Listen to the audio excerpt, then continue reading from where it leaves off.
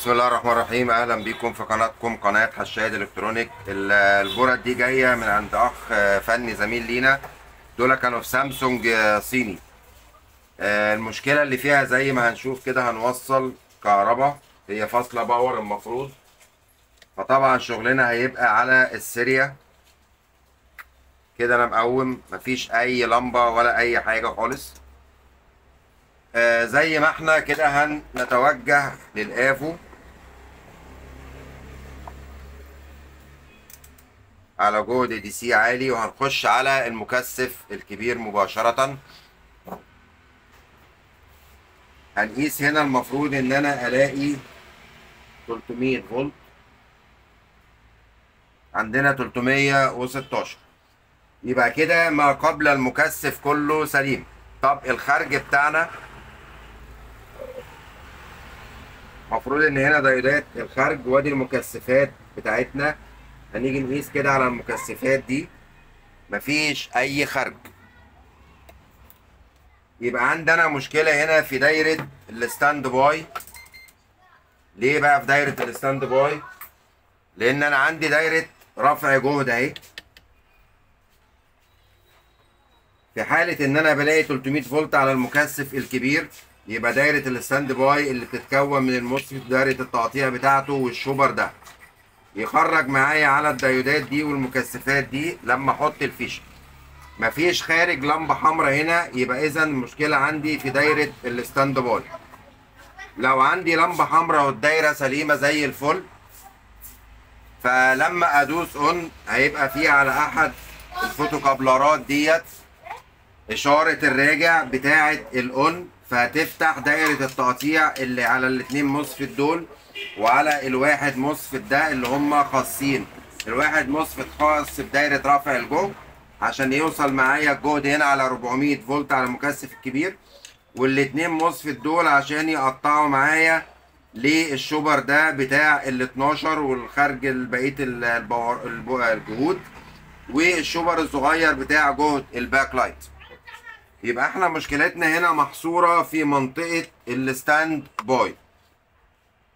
لو رجعنا تاني هنا واحنا شلنا الفيشه من شويه وقسنا الجهد على المكثف الكبير تاني او مكثفات الالكو تاني، هنلاقي ان لسه الجهد بينزل معانا بطيء جدا، وعندي 280 فولت. معنى كده ان انا عندي مشكلة في الموسفت بتاع التقطيع ده. طب عايز افرغ، معظم الفنيين بيروح جاي على المكثف الكبير وملمس الطرفين. دي طبعا كارثة، لان لو الموسفت سليم، وربنا طبعا بيبقى ساترها معانا في كل الغلطات اللي فاتت، انما لو الموسفت سليم ولحاف الستر بتاع ربنا خلص، الموسفت هيضرب في ثانية. انما لما باجي افرغ، التفريغ الصحيح بيبقى بمكوة لحام، اي مكوة بقى سليمة او بايظة عندك. هنلمس اطراف مكثف الالكو بالشكل ده كده اهو، بالمكوة اهو، طرف السالب والموجب بتوع المكثفات، او هاخد الموجب ده مع السالب ده اهو. المهم لمس لي اطراف المكثف باي طريقه ايا كانت. انا كنت جايب ساعات البريزه بتاعت الحيطه بحطها هنا ومطلع منها طرفين سلك بلمس بيهم. لو رجعنا قسنا تاني كده الجهد على المكثف الكبير، نشوفوه فرغ ولا لا، هنلاقي الجهد تقريبا بقى صفر زي الفل. كده انا شاكك ان انا عندي مشكله في منظومه التقطيع بتاعه الستاند باي، اللي هي فين؟ اللي هي هنا اهي، ادي الموسفت وادي المذبذب بتاعه. هاجي على وضع الصفاره وهقيس كده على رجول الموسفت. عندي شورت بين السورس والدرين، يبقى عندي بنسبه كبيره الاي سي التقطيع نقوله ممكن يكون سليم. انما لو في شورت بين الجيت والسورس او الجيت والدرين كده بس عشان المكثف، يبقى كده اي سي التقطيع طار. انما الشورت عندي هنا بين السورس والدرين فقط، فغالبا هيكون اي سي التقطيع سليم. في الحالة دي هنحل الموسفت ونشوف القيمة بتاعته كام، ولو عندنا زيه هنحط، ما عندناش هنحط اي بديل ليه.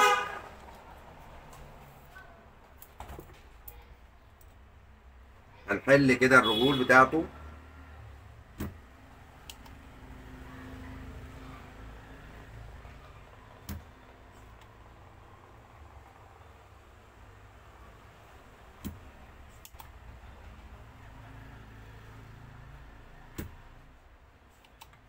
طبعا بيبقى محطوط على مبرد.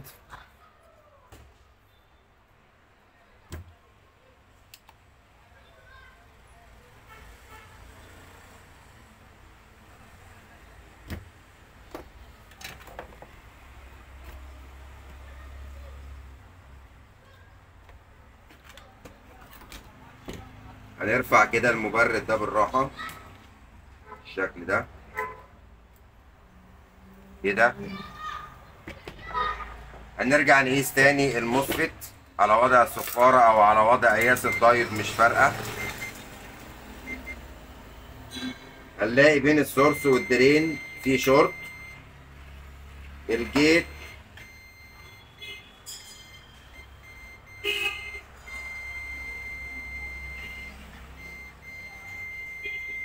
في شورت كمان على الجيت بتاعته.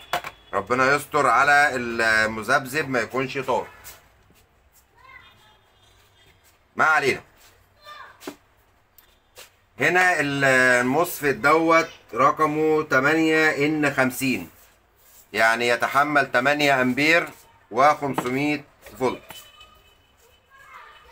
هنجيب مكانه موسفيت مناسب. نحل ده بس الاول.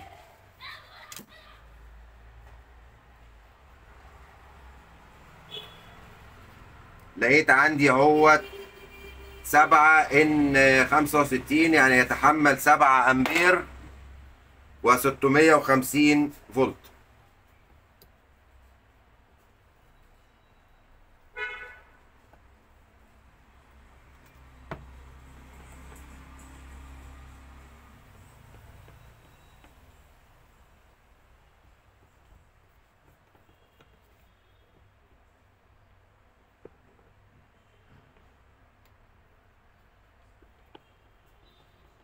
طب لو المذبذب معانا طار عادي، هنحط دايرة تعويضية عادي جدا. طالما في منطقة الستاند باي هنحط دايرة تعويضية عادي جدا. طب انا عايز يعني اطمن كمان شوية ان المذبذب سليم. هاجي برضو على وضع الصفارة على مكثف الفي سي سي كده، واشوف الارجل بتاعته ما عليهاش شورت، يبقى عندي احتمال كبير ان المذبذب يكون سليم. كده في الارضية ما عنديش اي شورتات بين اي حاجة اهو، تمام زي الفل. انما لو المذبذب كمان طار عادي جدا هتحط اي دايرة تقطيع مناسبة. وانا هنا هفضل اللي هي دايرة الاوسيليتور التلاتة طرف.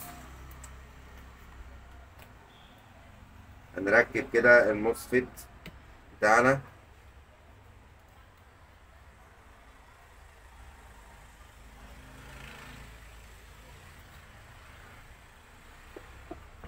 وبعدين هلفت نظرك لحاجة تخلي بالك منها كمان وانت شغال في الدوائر اللي شبه كده.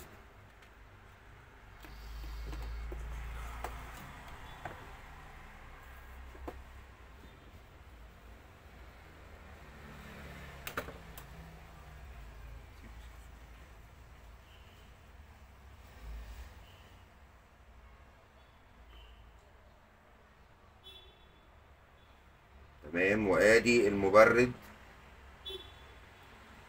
هنركب الاطراف بتاعته.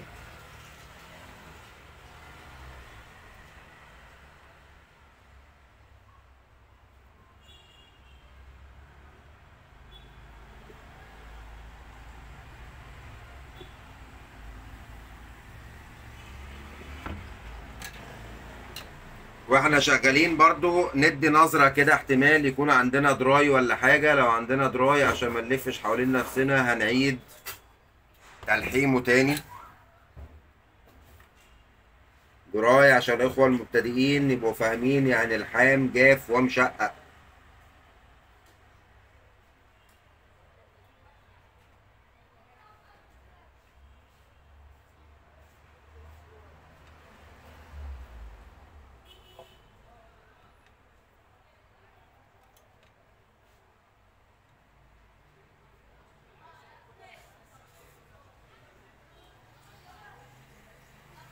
كده الدنيا تمام. خد بالك برضو من الرطوبة دي، تعمل معاك مشاكل وممكن تقطع معاك تراكات من غير ما تاخد بالك. انا كحت هنا اهوت لقيت الدنيا تحت سليمة الى حد ما. تتأكد برضو من المسارات اللي عليها رطوبة دي ان هي سليمة.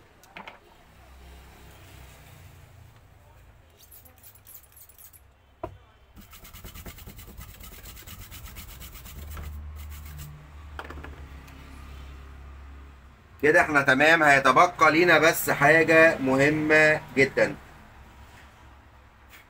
ان دوائر الباور اللي شبه كده بتبقى فيها فيوزات كتيرة قوي على كل مرحلة. فاحنا عندنا هنا في مرحلة الستاند باي في فيوز اهو، لازم نتأكد ان الفيوز ده سليم او مش سليم، وهقول لك ليه. هاجي على وضع الصفارة وهقيس الفيوز كده، فيوز مش شغال، فيوز قاطع. طب ده ايه لازمته؟ لازمته ان بيوصل الموجب المكثف الكبير بالدرين اهو، مفيش خالص. الموجب واصل لحد هنا، ومن الناحية التانية من الفيوز واصلة على الدرين. يعني لو انا ركبت اي دايرة تعويضية، او لو طلع المذبذب مش سليم او طلع المذبذب سليم وركبت المصفت، مش هتقوم معايا، لان نتيجة الشورت ده الحماية بتاعت الفيوز ديت ضرب فقطع معايا المسار. فلازم ارجع المسار تاني بتاع الفيوز. هنجيب طبعا سلك الكباري بتاعنا،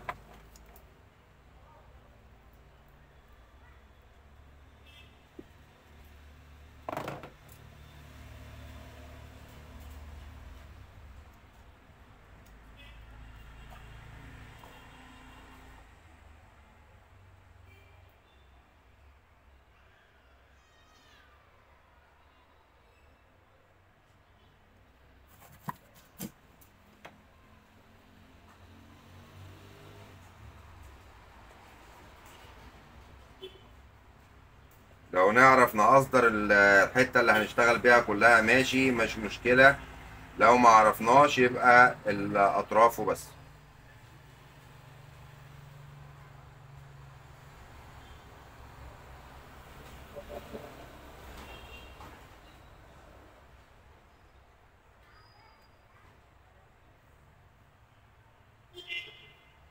تمام كده.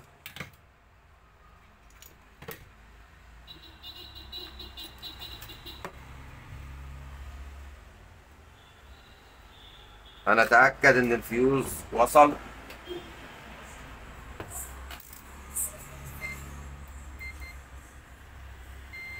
كده تمام. بص بقى من هنا، من موجب المكثف الكبير إلى الدرين الدنيا وصلت أهي. فإن شاء الله كده يكون الدنيا اشتغلت معانا. هنجرب كده بسم الله الرحمن الرحيم ونشوف عندنا خرج في الستاند باي ولا لا. بسم الله.